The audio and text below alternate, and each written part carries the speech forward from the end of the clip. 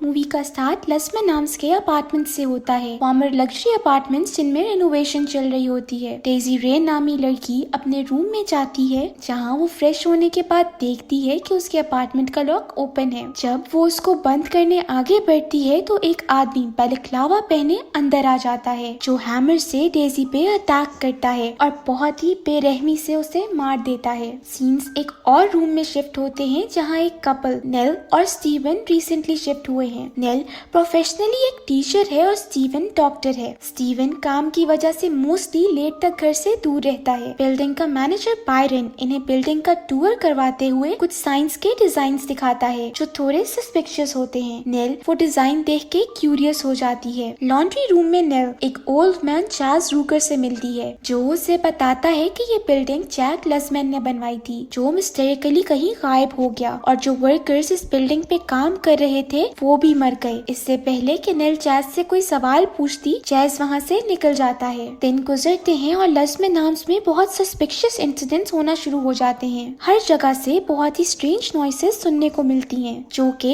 Intercom से आ रही होती हैं। एक दिन नेल फर्नीचर सेट कर रही होती है जिसकी वजह से वॉल में होल बन जाता है जिसमें से एक ट्रिंकलेट मिलता है जिसमें एक ह्यूमन टीथ होता है। स्टीवन जब ये मैनेजर को दिखाता है तो उसका कहना था कि वो यहाँ पहले रहने वाले लोगों का हो सकता है मगर नेल के अकॉर्डिंग वो ब्लैक मैजिक की वजह से वहाँ पर मौजूद हैं। रात नेल अचानक कुछ आवाजें सुन के उठती है जो उसके नेबर से आ रही होती हैं। नेल की नेबर एक आर्टिस्ट होती है जो उस वक्त रिहर्सल कर रही होती है। तभी अचानक बैलेक्लावा पहने वही आदमी उस नेबर की अपार्टमेंट में एंटर हो जाता है जो नेल गन से उस लड़की पर अटैक करता है। नेल को उस लड़की की स्क्रीमिंग सुनाई देती है और वो फौरन पुलिस को कॉल कर देती है। उस लड़की का बॉयफ्रेंड बहुत ही अब्यूजिव होता है। यही वजह होती है कि नेल को लगता है कि उस लड़की की वापस अपने बॉयफ्रेंड से लड़ाई हो गई है। मास्क मैन नील्स उस लड़की की पूरी बॉडी में मारते हुए उसकी जान भी ले लेता है। जब पुलिस वहाँ पहुँचती है तो अपार्टमेंट में उन्हें कोई नहीं मिलता क्योंकि वो किलर उस लड़की की बॉडी को नील्स की मदद से सीलिंग पर अटैच कर चुका होता है। नेल इस सब की वजह से काफी डिस्टर्ब हो जाती है क्योंकि उसके अकॉर्डिंग उसकी नेबर प्रॉब्लम में थी मगर वहाँ जाने पर उन्हें कुछ भी नहीं मिलता। नेक्स्ट डे रिसेप्शन पे खड़े नेल को स्पीकर में से कुछ वेयर्ड आवाजें आने लगती हैं और नेल के पीछे हमें एक आदमी का शैडो देखने को मिलता है। तभी वहाँ उसकी नेबर का बॉयफ्रेंड आ जाता है जो उसे बताता है कि वो खुद नहीं जानता कि वो लड़की कहाँ है, वो तो खुद उसे ढूंढ रहा है। जॉगिंग करते वक्त नेल को बिल्डिंग की एक लड़की जूलिया मिलती है और वो दोनों आपस में अच्छी दोस्तें बन जाती हैं। यहाँ हम देखते हैं कि बिल्डिंग का एक टीनेज लड़का जूलिया का वेबकैम हैक करके उसे स्पाई करता है जिससे उसकी मदर पकड़ लेती हैं। सीन्स जूलिया पर शिफ्ट होते हैं जिस पर वो मास्क किलर अटैक कर देता है जो पहले जूलिया को काबू करता है और फिर एक ड्रिलर की मदद से उसके सर में होल करते हुए उसे भी मार देता है। नेक्स्ट डे नेल जब जूलिया को जॉगिंग करते हुए नहीं देखती तो उसके लिए वरीड हो जाती है जिस पर वो इन्वेस्टिगेशन स्टार्ट कर देती है। जिसके बाद वो जूलिया के अपार्टमेंट के बाहर भी आ जाती है मगर कोई भी डोर नहीं खोलता। वहीं नेल उस टीनेजर लड़के के पेरेंट्स को बातें करते सुनती है। तभी उसे पता चलता है कि वो लड़का जूलिया को स्पाई कर रहा था जिसके बाद वो फौरन उस लड़के के पास पहुंचती है मगर वहां से भी मायूस होके निकलती है क्योंकि वो लड़का उसे बताता है कि उसकी मदर ने रात ही सब वीडियोस डिलीट कर दी थी। अब उसके पास कुछ भी मौजूद नहीं है। इसी दौरान नेल जैज से मिलती है जो उससे कहता है कि रूम 504 में जूलिया को सर्च करे। ऐसा करने पर नेल डिस्कवर करती है कि इस बिल्डिंग में कोई 504 रूम है ही नहीं जिसके बाद उस पे ये भी रिवील होता है कि नंबर 4 पे एंड होने वाला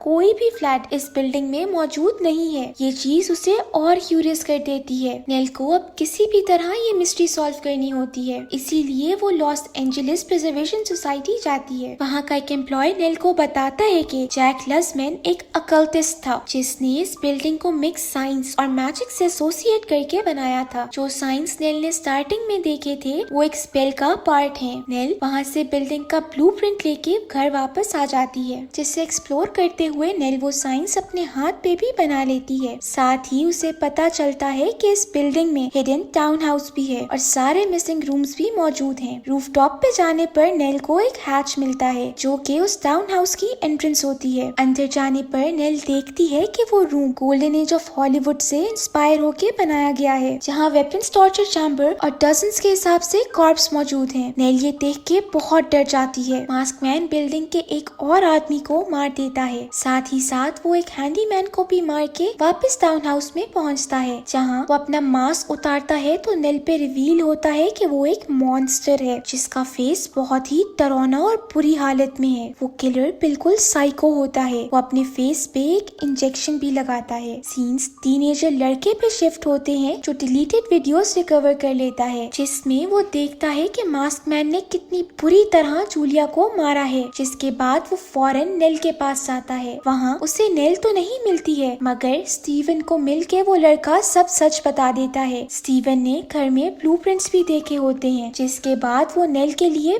बहुत परेशान हो जाता है। स्टीवन उस लड़की को पुलिस को बुलाने का बोलकर बायरन और डोरमैन के साथ नेल को ढूंढने निकल जाता है। उस किलर के रूम में घुसकर स्टीवन और बाकी लोग नेल को ढूंढने लग जाते हैं। तभी नेल से एक पाइप गिर जाता है, जिस पर किलर को पता लग जाता है कि वहाँ कोई है। नेल को तो नहीं, पर वो किलर डोरमैन को पकड़ लेता है। वो उसे एक टेबल पर लिटाकर नेल्स उसके सर के अंदर टेक करके उसे भी मार देता है, जिसके बाद वो बायरन पर अटैक करता है। किलर एक बड़े से एक्स से बायरन के स्पाइनल कॉर्ड पर अटैक करते उसे भी मार देता है। स्टीवन नेल को वहाँ से लेके भाग निकलता है, जहाँ उन्हें चैज मिलता है, जो उन्हें बताता है कि वो मॉन्स्टर एक कॉफिन बेबी है जो एक डेड बॉडी से पैदा हुआ था। चैज बताता है कि जब जैक की वाइफ की डेथ हुई थी और जब उसे दफनाया गया था, तभी ये बच्चा उसकी वोम से निकला था और ग्रेव खुद ही खोद के बाहर आ गया। चैज ने थियराइज किया कि इसको जिंदा रहने के लिए कुछ लोगों के मरने की जरूरत है। हम कह सकते हैं कि ये मौत से पैदा हुआ है, तो जिंदा रहने के लिए इसे लोगों के मरने की जरूरत है। उतनी ही देर में कॉफिन बेबी वहाँ आ जाता है और चैज को भी मार देता है। कॉफिन बेबी स्टीवन को जख्मी करके नेल को अपने साथ ले जाता है, जिसे वो मारने के लिए टेबल पर टाई अप करके प्लेड ऑन करता है। मगर तभी स्टीवन वहाँ एंट्री देते हुए कॉफिन बेबी को जख्मी करते हुए उस पे एक कबर्ड फेंक देता है। उतनी देर में वहाँ पुलिस आ जाती है और स्टीवन को मेडिकेशन के लिए ले जाती है। हैरानी की बात तो ये होती है कि सर्च करने पर उन्हें कॉफिन बेबी वहाँ मिलता ही नहीं। वो पुलिस के आने से पहले ही वहाँ से भाग गया होता है। सीन्स नेल पे शिफ्ट होते हैं, जो अपने अपार्टमेंट में होती है, जब कॉफिन बेबी विंडो तोड़ते हुए अंदर एंटर हो जाता है और फिर से वो नेल पे अटैक करने ही लगता है। मगर इस बार नेल के हाथ पे बने साइंस उसे प्रोटेक्ट कर लेते हैं, जिनकी वजह से वो आदमी आगे नहीं बढ़ पाता। तभी वहाँ पुलिस आकर उसे शूट करती है, जिस पर वो विंडो से नीचे गिर जाता है। मगर नीचे देखने पर फिर से